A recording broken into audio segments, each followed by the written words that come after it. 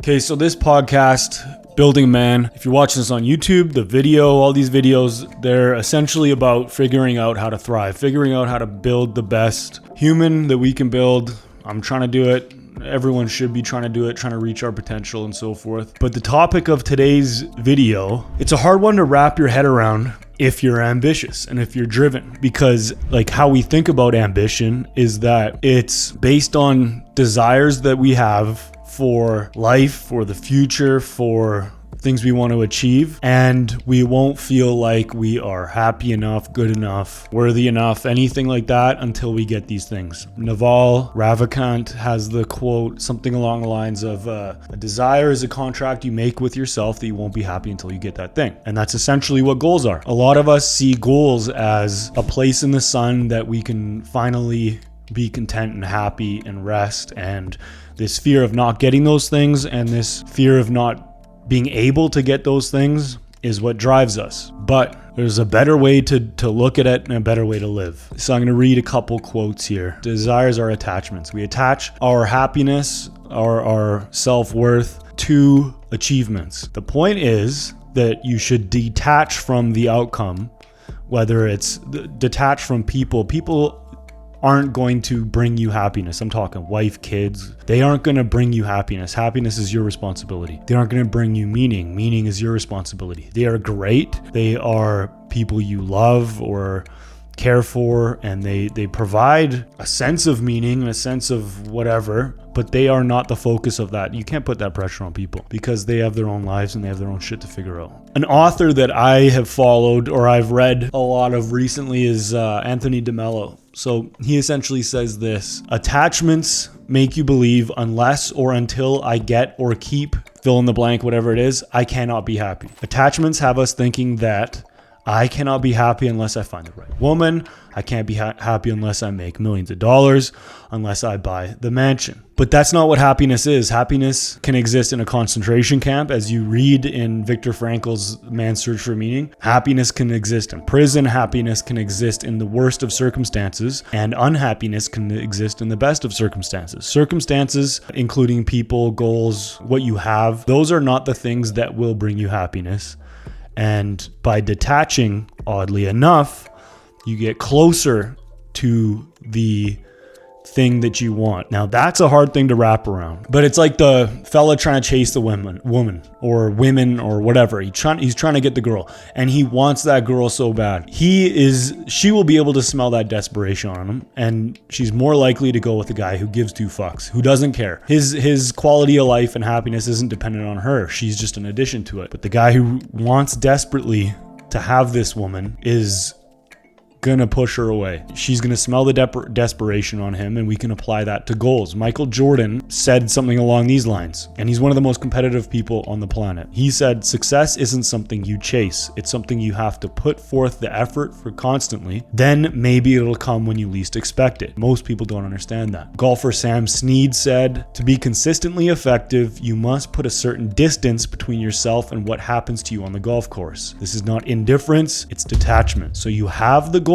you have what you're pursuing, but you detach from it and put yourself in the moment. And by detach from it, I mean you're not filled with this nervous energy. You're not filled with regret about the past. You detach from everything so you can be present in the moment and be your best in the moment. The being the best isn't removed when you detach. You still are at your best, but you are not trying to be your best. You are your best. You are not trying to become. You become. Naval Ravikant, he says, to me, the real winners are the ones who step out of the game entirely, who don't even play the game, who rise above it, who are the people who have such internal, mental, and self-control and self-awareness, they need nothing from anyone else. So we're programmed from a very young age by our society, by religion, by everything. And I'm not saying these things are bad, but we're programmed to think that we need to achieve these things to feel self-worth, to feel great, to feel whatever. But we don't. That doesn't mean you don't pursue them. That doesn't mean you don't achieve great things. You just release this attachment to these things and this delusion that they will give you the feelings that you need. And what ends up happening is you end up being more in the moment, you end up doing better work, and you end up having a far greater amount of energy. So growing up and I still do this. I get energy from the fear of not being able to achieve something. I let that drive me. Or the fear of not being good enough and trying to prove myself wrong. Let that drive me. But that seems to have a negative long-term effect in that fear releases cortisol. Cortisol will bump energy momentarily, but consistent high cortisol levels will have your energy levels crash. Also, nervous energy can't compete with happy energy. The man who loves to walk will beat the man who loves the result. So what you get from detachment is you get to focus on the moment. You get a light, happy, joyous sense of energy, which makes the struggle seem like play. I saw a video by a little clip by Stallone. He says the ones who win, or the way to look at life is the best people in life are the ones who can make an absolute joke of it, who can make a mockery of it, who can laugh at it. And that's what detachment does. You get a happy, joyous sense of, even within the struggle that is life, the absurdity of trying to figure out what to do, trying to figure out who to be, you then bring that to the present, appreciate your past, you appreciate whatever future comes, but you don't add the stress of thinking that you have to get something to be someone. Rather, you focus on being someone, which you can be. Billionaires act like billionaires before they become billionaires. You can be a billionaire before you get the result. It's just waiting at some point in the future. So when you focus on the being the best, the being who you can be, the result ends up being brought closer to you. The timeline by which you achieve it ends up being shortened. The Buddha said the root of suffering is attachment, 100%, because suffering is just, it's a contract you make with yourself that you won't be happy until you get that thing. It's no way to live. It's not a smart way to operate. Another quote by Ali ibn Abi Talib: detachment is not that you should own nothing, but that nothing should own you. So that talks to things. Every single thing that I've ever bought has disappointed. I have my dream truck. It's a diesel mega cab Longhorn edition Dodge. I like trucks, so I got it, and it's like, yeah, it's a truck. It doesn't give me the value or self-worth that I probably thought it would give me. There's nothing other than probably my dogs. I bought those two things, but you're buying best pals, so it's a little different. But everything else that I've bought for myself, nothing has given me the meaning or self-worth or whatever that I thought it would give me. So detachment is understanding that. It's understanding that these things aren't going to give you what you think they're going to give you, and what society and marketing and consumerism and all these different things tell you that it will give you. Things don't give you status.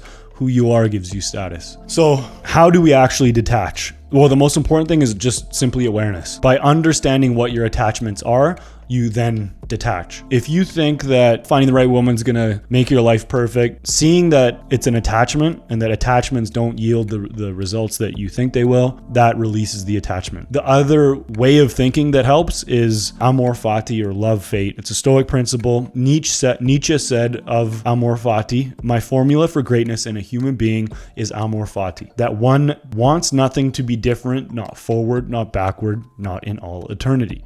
Not merely bear what is necessary, still less conceal it, but love it. So Nassim Taleb in his book, The Black Swan, talks about amor fati in a similar light. The man who is at peace with his final resting place is indestructible. When death is the worst thing that can happen to us, if you accept that, if you love the fate of your end, what can anyone do to you? What can life do to you? What can life throw at you? You become indestructible. Another way he put it was stop chasing trains. A missed train only brings anger if you chase it. So if you don't chase it, if you're happy to get whatever train comes, that attachment to wanting to be on time is released, and you are at peace with fate, with what happens. So having the clarity to see what your attachments are and loving the fate that is our existence, while still being extremely disciplined and hardworking, simply because that's the best way to live, seems to be the best way to live. To be detached from outcomes, from people, from things, while being disciplined and pursuing your potential in the moment, you end up improving as a man, becoming tougher and stronger and more resilient, and add in the detachment and the love of fate,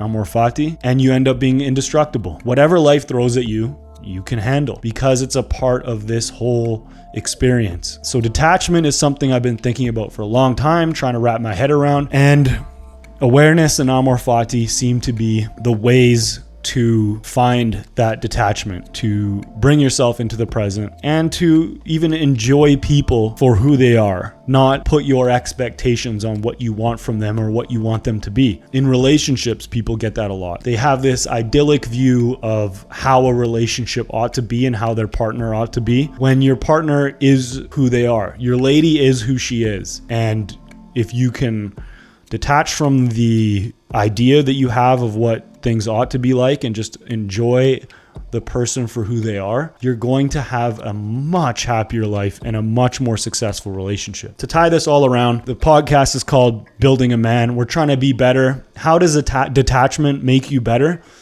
It brings you into the present. You're not living a deluded life where you think things are going to get you what you want. You are what you want. You become what you want. You build what you want. It's a matter of being at your best, not getting something that will inevitably let you down. And if it doesn't let you down, it then flips on its head because now you're afraid to lose it. And that is no way to live either. You should be able to lose everything you love, and still be content. And there is a quote that Nassim Taleb talks about in The Black Swan that I would love to finish on, but I can't remember the quote exactly. But the point of the quote is that there's a soldier who loses his family, his house, everything he has.